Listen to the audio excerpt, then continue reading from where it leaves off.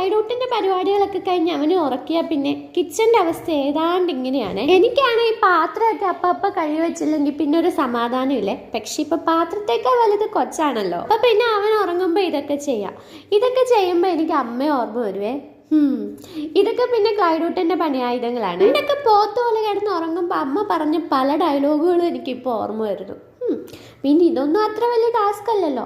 അമ്മയൊക്കെ കഷ്ടപ്പെട്ടതിന്റെ 7 അയലോക്കത്ത് പോലും ഇത് വരില്ല. പിന്നെ ക്രിസ്ത്യൻ എങ്ങാണ്ടോന്ന് ഒരു മണി പ്ലാന്റ് കൊണ്ടുവന്നിട്ടുണ്ടേ. ഞങ്ങളുടെ മണി പ്ലാന്റ് മിക്കപ്പോഴും ഇതുപോലെ കിച്ചണിലായിരിക്കുവേ.